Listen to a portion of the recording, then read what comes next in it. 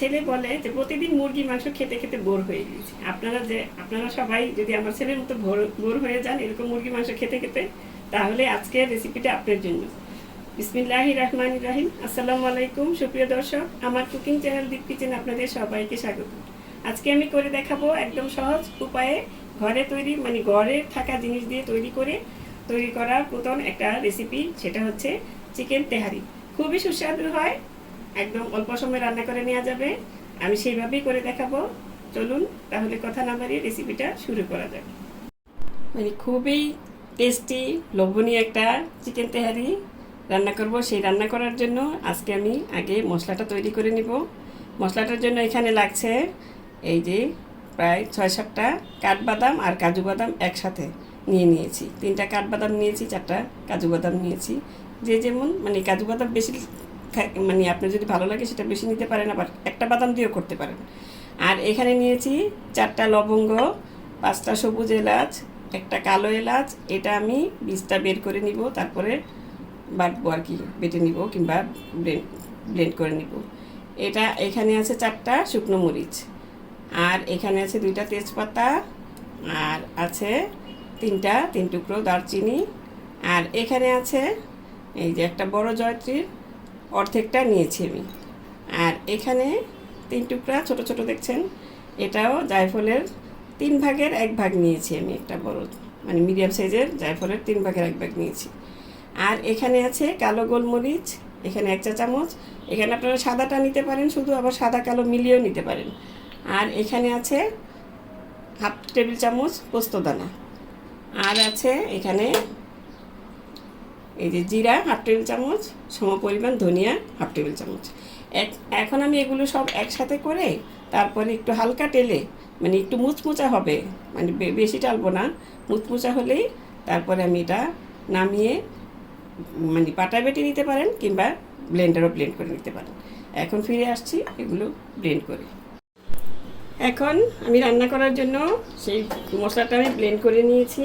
এই দেখুন, মশলাটা আমার পুরো লাগবে না, আমি আজকে অল্প করে রান্না করব, কিন্তু আমি এটা নিয়েছি। এই রান্নাটা কিছুদিন পরপরই খেতে চায় বাচ্চারা, এই জন্যে আমি এটা বেশি করে রাখলাম, ডবল করে রাখলাম, আবার বানাতে পারবো। মানে মশলাটা রেডি থাকলে সহজেই বানানো যায়। এখন আমি এখানে চুলাটা ধরিয়ে নিলাম। এখন এখানে একটা মানে প্যানের মধ্যে আমি তেল দিয়ে রেখেছি প্রায় 1/3 কাপের মতন, আর সাথে দিব একটু ঘি আর তেল সমন্বয়ে রান্নাটা করবেন।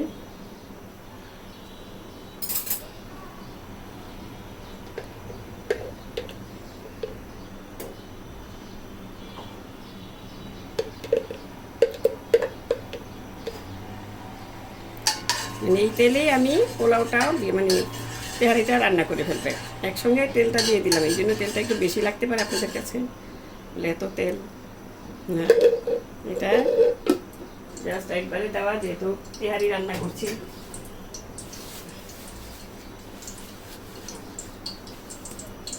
এখন তেলটা গরম করলেই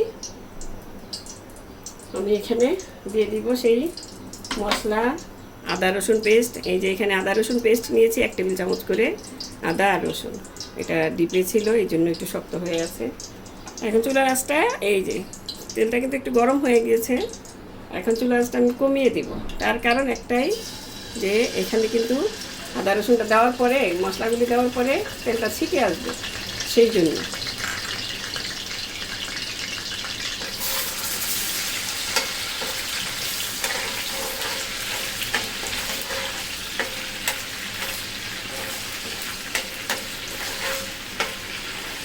একটু করে মশলা দিবেন আর একটু করে ভুনা করে নেবেন, সেটা রান্নাটা কিন্তু খুবই চমৎকার হয়।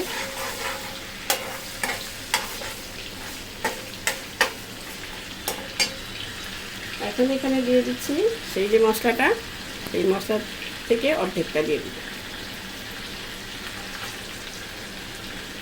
যেহেতু আমি আজকে 500 গ্রামের চেয়ে একটু 600 গ্রামের থেকে একটু বেশি মুরগি রান্না করব। মানে এটা এখানে তো 1 কেজি মুরগির জন্য আমি মশলাটা দেখিয়েছি, ওই যে বললাম। যে আমি একটু বেশি করে করে রেখেছি। এখন এই মশলাটাকেও কষিয়ে নিব। মানে একটু বেশি তো, 500 গ্রামের থেকে একটু বেশি দিব। এখন এই মশলাটাকে ভালো মতন কষিয়ে নিব।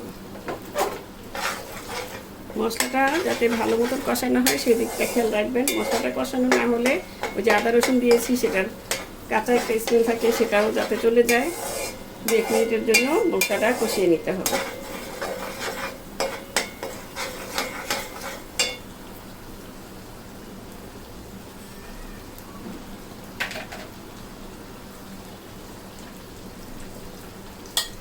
এখানে আমি একটা পাকিস্তানি মুরগি নিয়েছি, এটাই 600 গ্রামের মতন হয়েছে। এখন এই মুরগিটা এখানে দিয়ে দিব।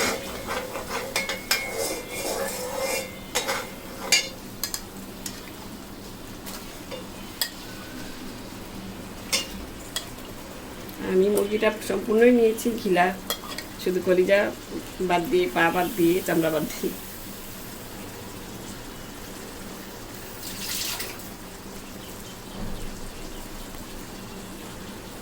এখন আরও দিয়ে দিচ্ছি এখানে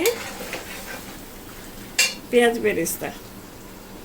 এই যে পেঁয়াজ বেরেস্তাটা আগেই করে রেখেছিলাম আমি, এখান থেকে অল্প অর্ধেকটা দিয়ে দিচ্ছি। এখানে 1 কাপের মতন আছে, মানে 1 কাপ পেঁয়াজকে আমি বেরেস্তা করে নিয়েছি।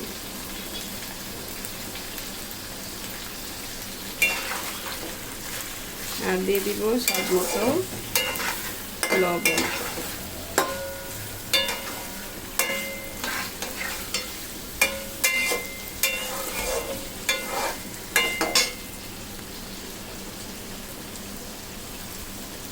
চুলার আঁচটা মিডিয়াম আঁচে রাখবেন যাতে করে মশলা টশলা পুড়ে না যায়।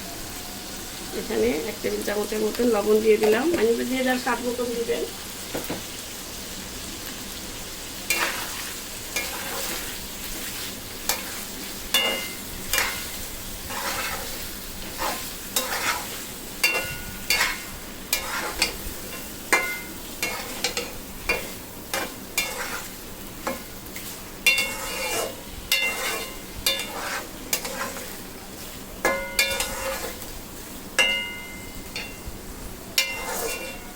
এখন ভালো করে মিশিয়ে মশলাটার সাথে, এখানে কিন্তু আর অন্য কোনো মশলা লাগবে না, যে আলাদা সব কিছু কিন্তু এখানে দেওয়া আছে। হলুদটা কিন্তু তেহারিতে দেই না, দেওয়া লাগে না। শুকনো মরিচ আছে, এলাচ, দারচিনি, লবঙ্গ, আদা রসুন, ধনিয়া, জিরা সবই দেওয়া আছে। মানে এই রান্নাটা আপনি সাথে সাথে বেটে রান্না করবেন। আমি কিন্তু মশলাটা পাটায় বেটে নিয়েছি।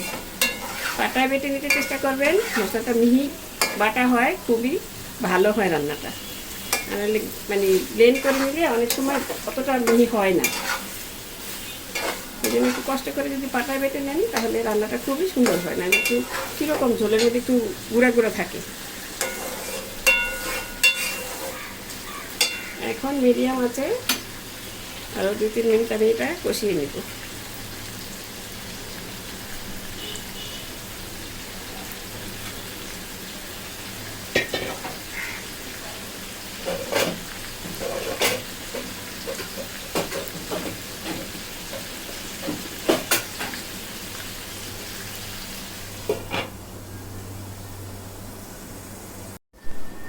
প্রায় 3-4 মিনিট কষানোর পরে এখন এখানে চুলাটা অফ করে দিচ্ছি। দিয়ে দেব 1 টেবিল চামচ টক দই।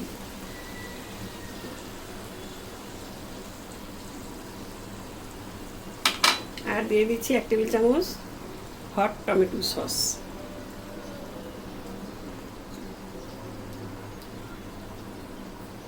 ভালো মতন কেচে কুচে দিয়ে দিলাম।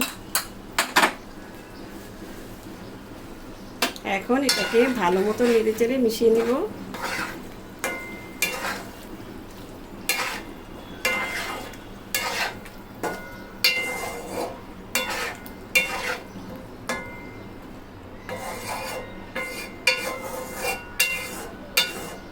আরেকটা টিপস আপনাকে দিচ্ছি, অনেকে অনেক দেখি রান্নার সময় এই রান্নাগুলি যে বাদামটা দিয়েছি আমি, বাদামটা দেওয়ার সময় অনেক বেশি দিয়ে ফেলে। এই জিনিসটা করবেন না, বাদামটা বেশি দিলে অনেক সময় বেশি কীরকম মাখা মাখা হয়ে যায়, জিনিসটা ভালো লাগে না। এখন আবার চুলাটা ধরিয়ে দিলাম, ধরিয়ে মিডিয়াম আঁচে আরও 5 মিনিট রান্না করে নেব। এই দেখুন আরও প্রায় 3-4 মিনিট কষানোর পর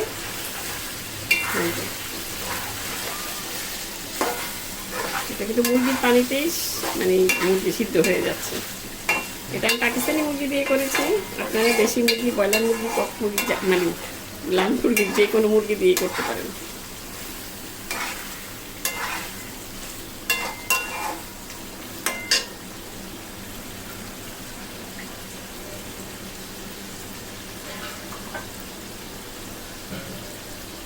এখন এখানে দিয়ে দিচ্ছি কিছু কাঁচামরিচ, মরিচগুলো একটু ভেঙে দিচ্ছি, প্রায় 1 মুঠোর মতন কাঁচামরিচ দিয়ে দিলাম। সবগুলো একসঙ্গে ভেঙে তারপর দিয়ে দিচ্ছি।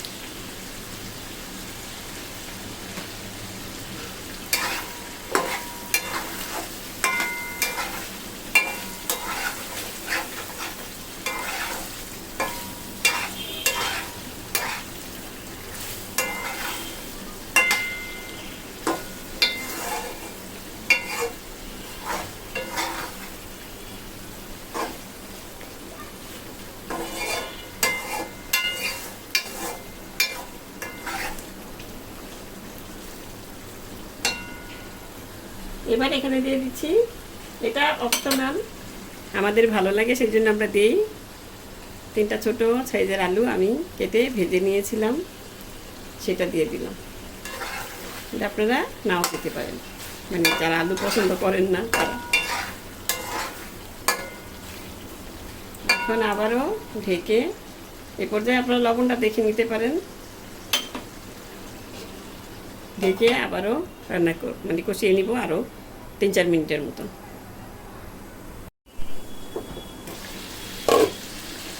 এই দেখুন মুরগিটা সম্পূর্ণ কষানো হয়ে গিয়েছে, সিদ্ধ কিন্তু প্রায় 50% হয়ে গিয়েছে, কারণ পাকিস্তানি মুরগি তো, পাকিস্তানি ব্রয়লার মুরগিগুলি সিদ্ধ হয় তাড়াতাড়ি, দেশি মুরগি হলে একটু সময়টা লাগে, দেশি লাল মুরগি।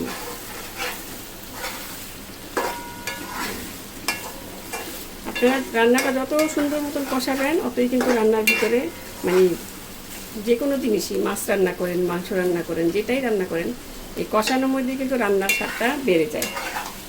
কষানোটা হলে ভালো মতন মাংসটার ভিতরে মশলাটা ঢুকে খেতে ভালো লাগে। এই কষানোটাই অনেকে ধৈর্য ধরে কষাতে পারেন না, তাদের মনে হয় কি যে না রান্নাটা কীরকম ছাড়া ছাড়া লাগছে, তেল মশলা মানে মশলা টশলা লবণ টবণ কীরকম, ওইটার জন্যে কিন্তু এটা হয়। এই একটু ধৈর্য ধরে একটু কষিয়ে নেবেন সুন্দর মতন। এই দেখুন তেলটা ভেসে উঠেছে। এখন আমি এখানে বাকিটুকু সিদ্ধ হওয়ার জন্য দিয়ে দিব, এখানে 1 কাপ দুধ আছে। এটা পানি দিয়েও আপনি করতে পারেন, কিন্তু দুধটা দিয়ে করলে মানে খুবই বেশি আরও টেস্টটা বেড়ে যায়। আর সবচেয়ে বড় কথা এখানে এটা তো তেহারি রান্না হচ্ছে, দুধটা দিলে আরও বেশি ভালো হয়। পানিটাও দিতে পারেন।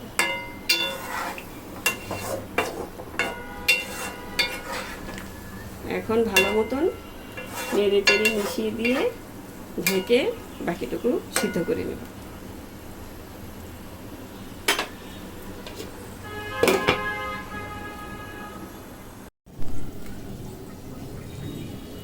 এই দেখুন মাংসটা একদম মাখা মাখা হয়ে গিয়েছে, তেলটা বেরিয়ে এসেছে।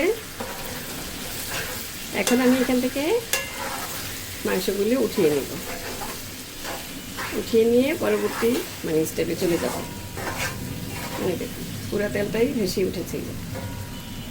এখন এটা নামিয়ে নিচ্ছি, চুলাটা অফ করে দিচ্ছি, নামিয়ে আমি পরবর্তী স্টেপে চলে যাচ্ছি। এই দেখুন চিকেনটা উঠিয়ে নিয়েছি আমি। এখন এখানে এই তেলের মধ্যে দিয়ে দিব আরও 1 টেবিল চামচ আদা বাটা। এটা পোলাওর মধ্যে দিলে ভালো হয়, নাও দিতে পারেন।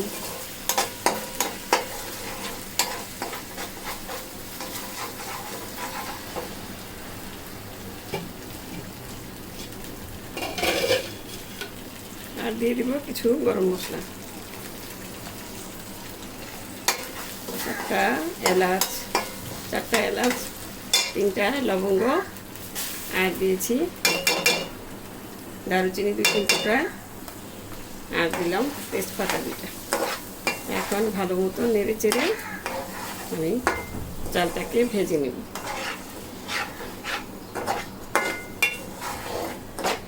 এই জন্যই প্রথমে তেলটা বেশি দেওয়া।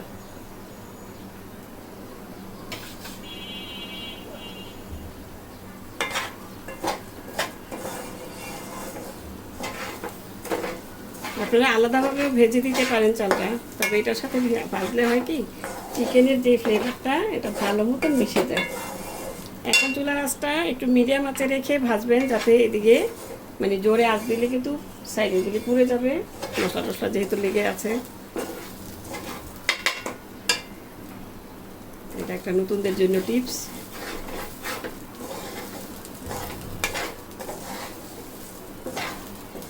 এখন ভালো মতন চালটাকে ভেজে নিতে হবে।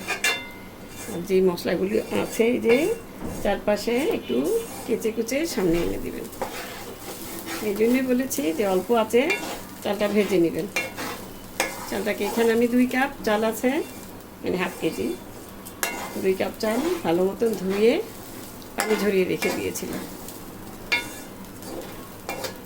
আমি যতটুকু চিকেন রান্না করেছি এখানে 2 কাপটাই পারফেক্ট। আপনারা চাইলে একটু বেশি দিতে পারেন, অসুবিধা হবে না।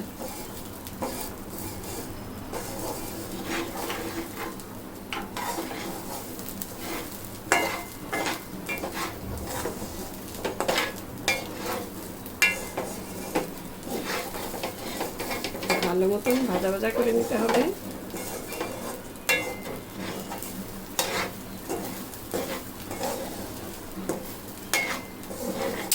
আর যদি দেখেন একটু তলায় পুড়ে যাচ্ছে তাহলে চুলাটা অফ করে দিয়ে আবার নেড়ে চেড়ে নেবেন, তাহলে ওই তলায় যেটুকু লেগে গিয়েছে সেটা উঠে যাবে, আর আপনার চালটা মানে ইয়াটা পুড়ে যাবে না।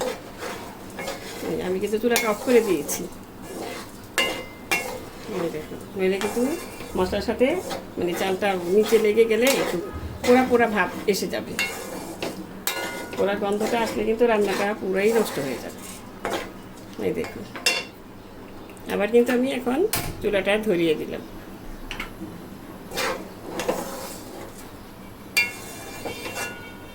এটাও কিন্তু একটা রান্নার জন্য ভালো একটা মানে উপায় শিখিয়ে দিলাম। চুলাটা বন্ধ করে দিলে আপনার আর পুড়বে না, এটা ভালো মতন ভাজা ভাজা হয়ে যাবে। আর নয়তো চুলা পুড়ে গেলে ওই যে চালের সাথে পুরো একটা গন্ধ আসবে, খেতে ভালো লাগবে না। এখন চালটা কিন্তু ভাজা ভাজা হয়ে গিয়েছে। চালটা যখন ভাজা ভাজা হবে তখন আপনি নেড়ে নিতে একটু কষ্ট হবে, ভারী ভারী লাগবে চালটা, তখনই বুঝবেন যে চালটা ভাজা ভাজা হয়ে গিয়েছে।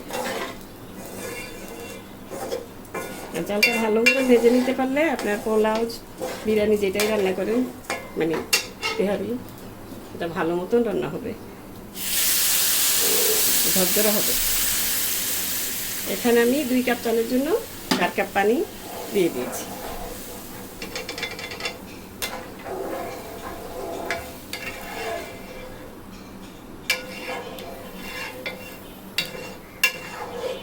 সাইডে লেগে আছে এগুলো এখন একটু ভালো মতন দিয়ে দিবেন। আর এখন একটু আপনার পোলাওটা ঠিক মতন যদি টেস্ট যদি চান আপনি, তাহলে লবণ টবণ ঠিক আছে নাকি এখন এই পর্যায়ে লবণটা দেখে নেবেন। লবণটা দেখলেই বুঝতে পারবেন আপনি যে লবণটা যখন দেখবেন একটু বেশি লাগছে আপনার কাছে, তখনই বুঝতে হবে যে আপনার লবণ ঠিক মতন হবে, মানে পোলাও হওয়ার পরে। আর যদি এখন দেখেন লবণটা ঠিক মতন আছে কিংবা একটু কম কম লাগছে তাহলে কিন্তু আর হবে না। আমি কিন্তু ভাজার সময় দিয়েছিলাম, এখন আবার দিতেছি। আমি একবারে দিই না এই জন্যই, কারণ একবারে দিলে লবণটা আপনার বেশি হয়ে গেলে আর কমাতে পারবেন না। আর একবার যদি লবণটা বেশি হয়ে যায় তাহলে রান্নাটা শেষ, সম্পূর্ণ খাবার অযোগ্য হয়ে যাবে।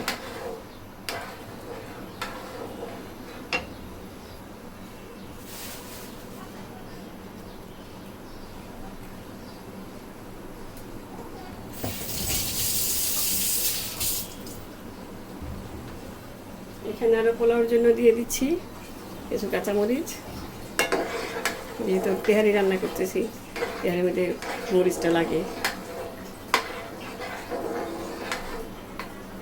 এখন আবারও আমি এই যে লবণটা দিলাম, দিয়ে আবার চেখে দেখব।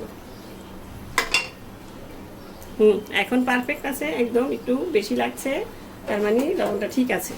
এখন আমি জালটা পুরো বাড়িয়ে দিয়ে তারপরে আমি এটা বলক আনিয়ে নেব। বলক এসে গেলে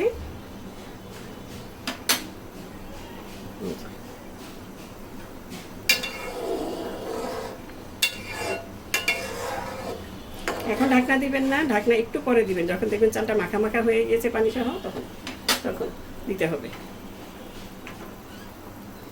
চালটা যদি আবার আগে রান্না করার কিছুক্ষণ আগে 10-15 মিনিট কিংবা আধা ঘন্টা আগে আপনি যদি ঝরিয়ে রাখেন, পানি দিয়ে ধুয়ে ঝরিয়ে রাখেন, তাহলে পোলাওটা রান্না ঝরঝরা ভালো মতন হয়।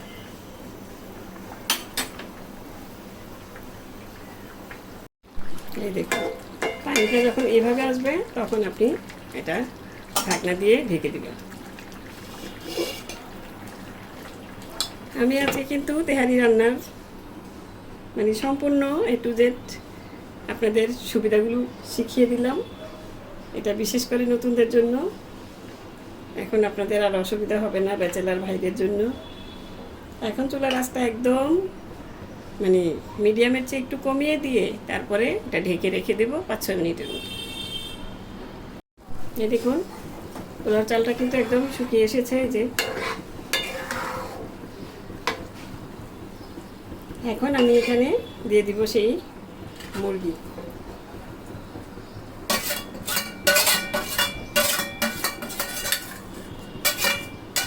সম্পূর্ণটা চেঁচে কুচে দিয়ে দিবেন, কারণ এখানে মশলা টশলা আছে।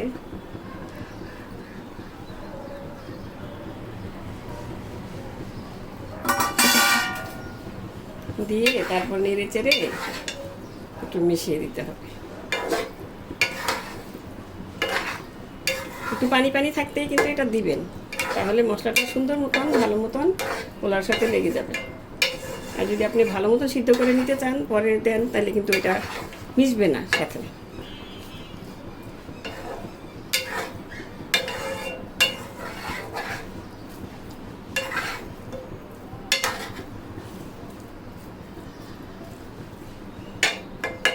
এখন এখানে দিয়ে দিব আরো ঘি।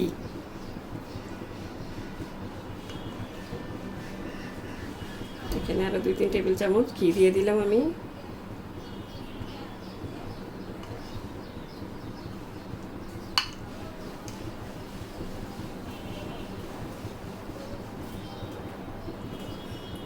আর দিয়ে দিব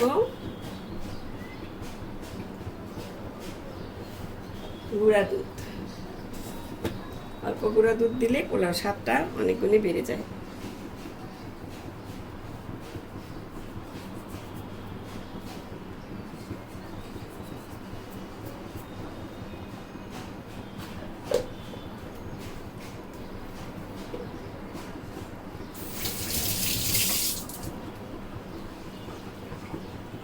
এখন আবারও একটু নেড়ে চেড়ে দিতে হবে, যেহেতু ঘিটা দিয়েছি, দুধটা দিয়েছি।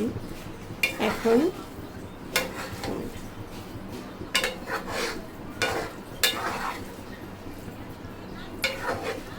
এখন যতটুকু চালটা বাকি আছে সিদ্ধ হওয়ার, এটা একদমই সিদ্ধ হয়ে যাবে।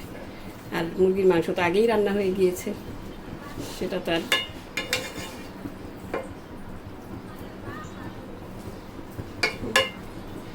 এভাবে দিয়ে তারপর একটু পেঁয়াজ বেরেস্তা উপর দিকে দিয়ে দিচ্ছি। বাকি কিছু রেখে দিব, আবার নামানোর পরে একটু দিয়ে দিব, ভালো লাগে। আচ্ছা, এখন জাস্ট আর কিছু করা লাগবে না, একটু চেপে দিবেন, একটু চেপে চেপে দিয়ে এখন ঢাকনাটা দিয়ে দিতে হবে। চুলার আঁচ কিন্তু একদম লোতে থাকবে এখন, মানে দমে দিয়েছি এটা, সেদিকে খেয়াল রাখতে হবে। একদম দমে দিয়ে এটাকে রেখে দিব আরও 10 মিনিটের মতন, 10-15 মিনিট, মানে চালটা ফুটতে যতক্ষণ লাগে আর কি, বাকিটুকু দিয়ে রেখে দিব। ফিরে আসছি 10-15 মিনিট পরে। ফিরে এলাম প্রায় 10 মিনিট পর।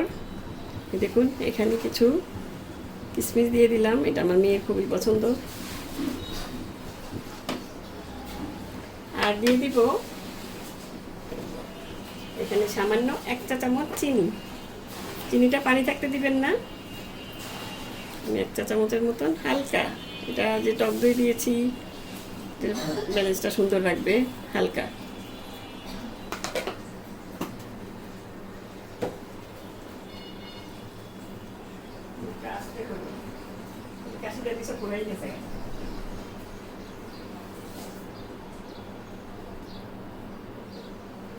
এখন এটাকে একটু উল্টে দিব, কারণ দমে দেওয়ার পর আর উল্টানো হয়নি। এই দেখুন, এখন দেখুন কতটা ঝরঝরে হয়েছে।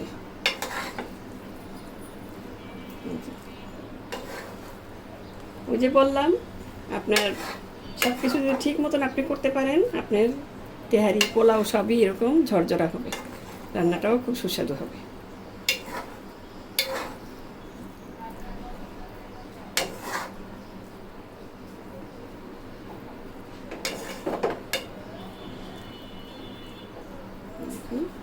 ভাতটা কিন্তু একদম ফুটে গিয়েছে, এই যে, কিন্তু আবার ঝরঝরও আছে।